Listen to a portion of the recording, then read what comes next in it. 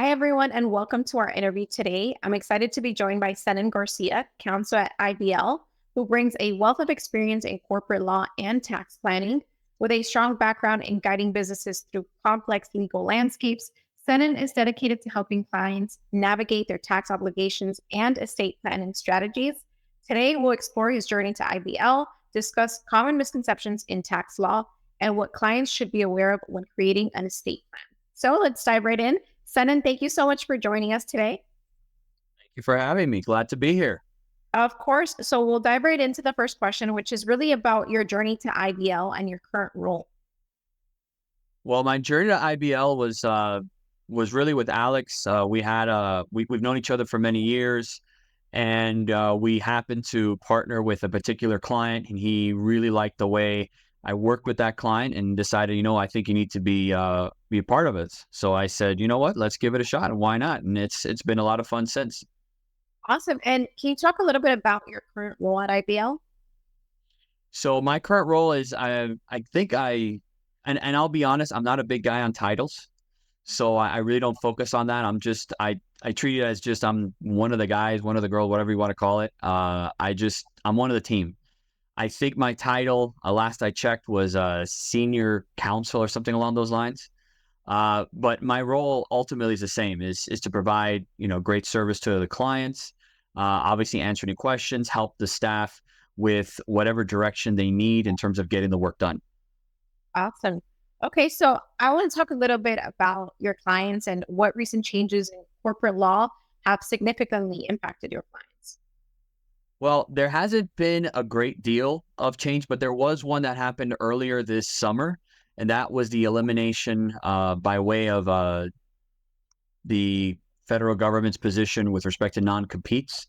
So that's been an interesting development. It's caused a lot of companies to have to reevaluate their roles with their employees, how much information they disclose to those employees because of the fact that there's no more non-competes. Now, obviously, what we try and do is when we're dealing with clients and their employees, we always try to incorporate some level of trade secret protection, non-solicitation protection, but not all our clients are very forthcoming with their current status. And we understand it's usually a budgetary issue, but now because of that change in the landscape, we really have to hone in and ensure that the company's secrets, the company's abilities to protect its individuals from solicitation are in fact input and are in place so that the company is still protected. Right. Okay. And what common misconceptions do clients have about their tax obligations? I think this is a big question that many people always ask. Well, the biggest issue that a lot of things that a lot of misconceptions, they feel that they don't have an option. They feel like they have to pay it.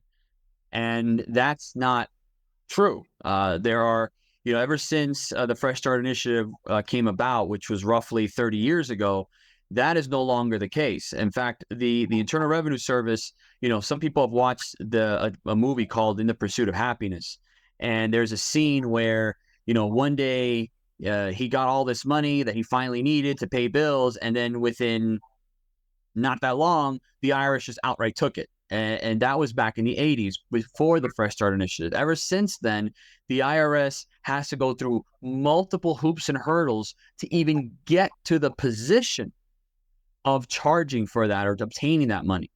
In addition to that, the IRS is obligated to consider concerns that a taxpayer may have for whether it is if the debt is actually legitimate, which the IRS does make mistakes, and whether it's even collectible, because maybe you say, okay, I owe it. I have no grounds. I do owe it, but I can't afford it.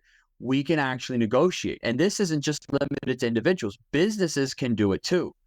Now, there's a secondary misconception with respect to tax obligations with businesses that they need to be aware of. And that's with respect to payroll. People think, oh, I have a business. If I owe any money under that business, I'm not obligated to pay it. And that's mostly true. But if it deals with the federal government and it deals with tax liability, specifically with employment tax, half of the people realize is that a payroll tax, half is paid by the employer, half is paid by the employee. Now, the half is paid by the employer. Yes. Okay, fine. If, the company can't pay it, you can walk away, presuming you followed the formalities. But that employee portion, you were acting, the company was acting as an agent for the IRS in collecting that on behalf of the employee. And that amount is actually not only held liable to the company, but also to the officers who were in charge. So you don't even have to be an owner and be held personally responsible for that portion. Now, there are still ways to get around that in terms of having to pay if the company doesn't have the funds, but you need to be aware that you could be potentially held personally liable for even business tax debt, depending on the type of debt. So you can work it out. There can be personal liability, but there are solutions. And that's the important overarching, misconceptions. You can resolve it, but just know that it's not simply when it comes to business debt, something you can walk away from. I know it was a lot of information, but No, that's great. pretty much And I enough. kind of want to build a little bit on that and ask you what strategies you recommend for effective tax planning for businesses. Like, is there anything, besides what you just spoke about that you say is like your number one recommendation? Well, as far as tax planning, definitely it involves doing something early. Start from January, involve it in your budgetary process. And if you don't have a budget process, implement one. And we can start, including, okay, which tax activities we can start taking advantage of now so that they actually have an impact next year when tax returns are needed to be filed and prepared. So that's why it's important. A lot of people, that mistakes they make is, oh, okay, well, now it's time to prepare the tax return. Let's tax plan. I go, you can't. It's done. The tax year is over. Now we have to work with what we have. So the most important point, most important suggestion I can have as far as tax planning is that starts January 1st of the new year. Start having that budget conversation with someone from our firm. We can actually talk to you and actually go over, okay, this is what you're planning on doing. Okay, now let's think about the tax implications and start working out, creating a solution so we can keep your tax debts or tax liabilities down to a minimum. That's great, especially we're coming up on January. So that's a very good tip. So I want to move on to estate planning. So what are some key tax implications that clients should be aware of when they're trying to build a well-rounded estate plan?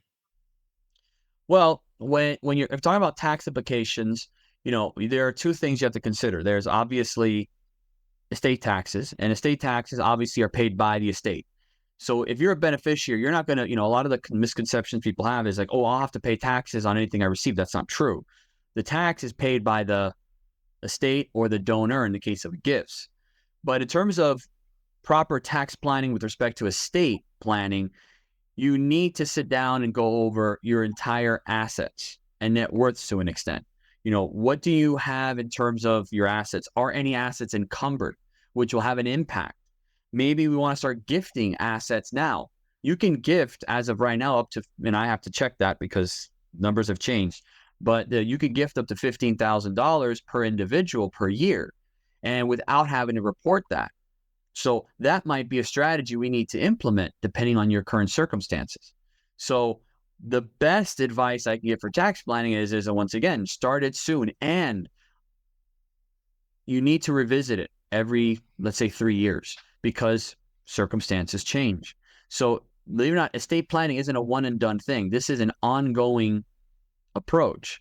So the step one is you want to get with someone from our firm to start sitting down, understanding what your goals are, what your needs are, what your concerns are, so that we can strategize and actually map out an estate plan. And then from there, again, we revisit it every now and then just to make sure that your goals, needs, concerns are being addressed as factors and situations change. So those, I guess, are the best way. I think I answered the question, hopefully. Yeah, no, for sure. I think make sure you stay on top of it and do it early. I would say are the Yeah. key takeaways. Yeah. And periodic review. Very important periodic review. Okay. Well, thank you so much for all that information. Now we want to move on to a personal question. So we asked all of our attorneys, what is your favorite hobby or what do you do outside of law? Well, what I do outside of law is I do a couple things. I'm a professor of law. I actually teach at the local university here, Miami-Dade College. I teach at another university in Europe, but that's more accounting based. So that I do. And then I'm also involved with a nonprofit. Our goal of the nonprofit, the name of the nonprofit is the Miami Reef Initiative. We're looking to restore the coral reefs along the county line. About 20 years ago, we started. We started a nonprofit. We are our goal of the nonprofit, the name of the nonprofit is the Miami Reef Initiative. We're looking to restore the coral reefs along the county line. About 20 years ago, we started. We started a nonprofit. The name of the nonprofit is the Miami Reef Initiative. We're looking to restore the coral reefs along the county line. About I want to say a month and a half ago, we just got one of our largest grants approved.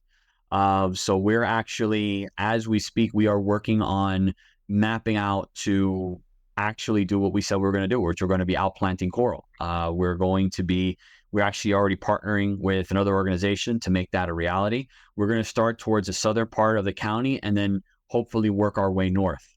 It's actually really exciting. We started this. I was one of the founders back in 2018, and we've unfortunately had a lot of setbacks. Pandemic definitely was a setback, but we're here, and it's really exciting. So we're looking forward to getting that done.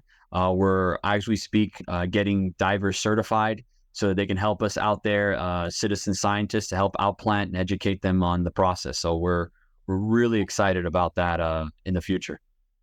That's great. Well, congratulations. That's a big move. Well, thank you. And thank you for your That's been a time. lot of fun.